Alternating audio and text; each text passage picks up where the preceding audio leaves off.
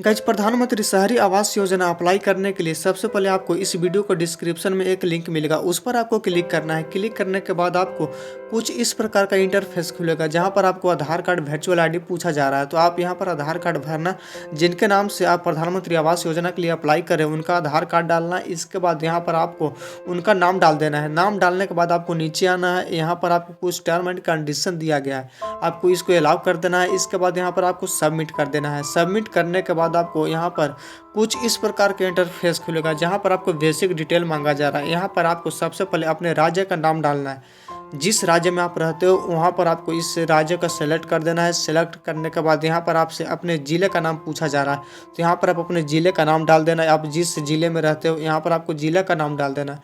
इसके बाद यहाँ पर आने के बाद यहाँ पर आपको अपना सिटी पूछ रहा है, तो आप यहाँ पर आप अपना सिटी डाल देना है। इसके बाद आप जिस सिटी में रहते हो वहाँ पर आपको डाल देना है।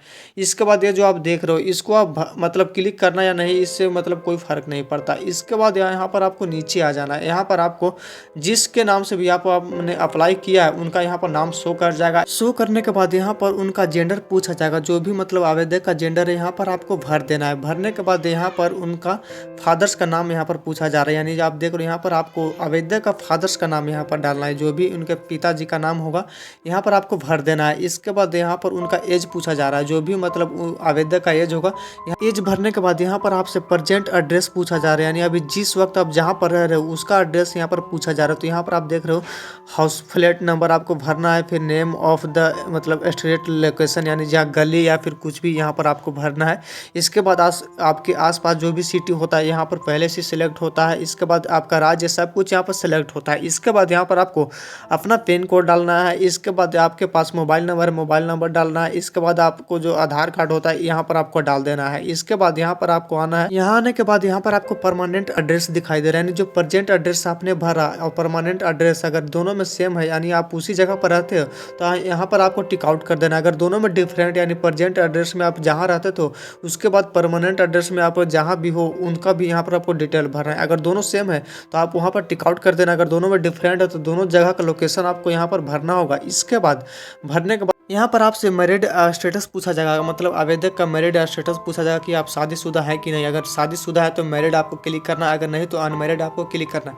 इसके बाद यहाँ पर आपको नीचे आना है। यहाँ पर आपको आधार ऑप्शन दिखाई दे रहा है, बिल्कुल दिया रहेगा। यहाँ पर उनका नाम भी दिया रहेगा, लेकिन यहाँ पर आपको अदर टाइप्स में ऑप्शन चूज करना है कि आप किस प्रकार से मतलब आप पहचान दे रहे हो। तो यहाँ पर आपको वोटर ID पैन कार्ड भी होगा तो आपको पैन कार्ड डाल देना है, यानी जो भी आपके पास मौजूद मतलब अदर टाइप का जो एड्रेस होता है प्रूफ यहाँ पर आपको भरना है। इसके बाद वोटर ID का जो नंबर होता है यहाँ पर आपको भर देना है। इसके बाद आपके फैमिली में जितने भी मेंबर्स होते हैं उनका यहाँ पर नाम डालना है। आप देख रहे हो जो पाई चार्ट दिखाई दे रहा है, यहाँ पर आपके फैमिलीज मेंबर होते हैं, तो यहाँ पर आपको जितने भी फैमिली मेंबर्स हैं 3 4 5 जो भी हैं वहाँ पर आपको नाम डाल देना है। इसके बाद यहाँ पर आपको रिलेशन डालना है कि आपके फैमिली में जिनका आप नाम डाल रहे हो वो आपके लगते क्या है। यहाँ पर आपको सब कुछ करने के बाद यहाँ पर सिलेक्ट रिलेशन का दिया है, यहाँ पर आप जो भी लगता है आपका रिलेशन वहाँ पर आपको भर देना है। इसके बाद यहाँ पर आपको सिलेक्ट जेंडर का ऑप्शन दिखाई दे रहा होगा।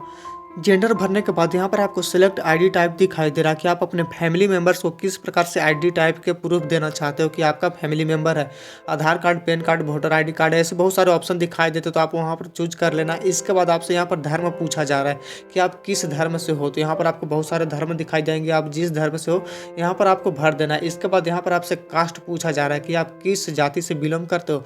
यहाँ पर जनरल, SC ST OBC यानी आपका जो भी कास्ट होगा यहाँ पर आपको भर देना है। भरने के बाद यहाँ पर आपको पूछा जा रहा है कि आप जो ये आवेदन कर रहे हैं कोई विकलांग है कि नहीं।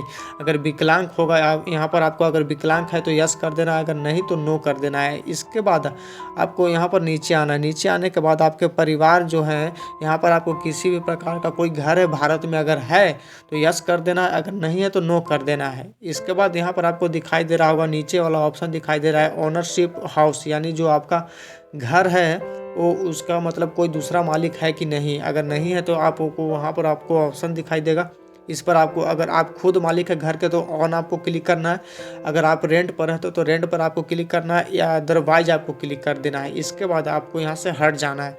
हटने के बाद यहाँ पर आपको कुछ इस प्रकार यहाँ पर आपसे उपजीविका पूछा जा रहा है कि आप किस तरह से जीवन चलाते हैं, यानी कि आप करते क्या हो। यहाँ पर आपको ऑप्शन चूज करना होगा। तो यहाँ पर आपको कॉलम में बॉक्स में जाना होगा। यहाँ पर आपको बहुत सारे बिगर भिखारी बिजनेसमैन यानी बहुत सारे यहाँ पर ऑप्शन दिखाई दे रहे होंगे। तो यहाँ पर आपको जो भी है यहाँ पर बेस्ट होगा कि आप फार्मर चूज कर सकते हो। तो यहाँ पर आप फार्मर चूज कर देना है, ताकि मतलब जो एप्लीकेशन होता है ज़्यादातर मतलब रन करता है फार्मर से। तो यहाँ पर आप अपना फार्मर मतलब चूज करने के बाद यहाँ पर आपको पूछा जा रहा है एवरेज मंथली इनकम, यानी जो आपका फैमिली है वो मंथली मतलब इनकम कितना कर लेते हो। तो आप अपने हिसाब से यहाँ पर ज़्यादातर मत भरना, यानी 10,000 तक आप यहाँ पर भर सकते हो। तो आप यहाँ पर भरने के बाद जो भी आपका मतलब मंथली इनकम होगा यहाँ पर आपको भर देना है। भरने के बाद यहाँ पर आपको नीचे आना है। नीचे आने के बाद यहाँ पर आपको कुछ टर्म एंड कंडीशन दिया गया है, आप इसको अलाउ कर देना। अलाउ करने के बाद यहाँ पर आपको कुछ मतलब कैप्चा दिया गया है। अगर आपको कैप्चा समझ में नहीं आए तो जो आपको रिफ्रेश का जो ऑप्शन दिया है इस पर आप क्लिक करके दूसरा मतलब कैप्चा मंगा सकते हो।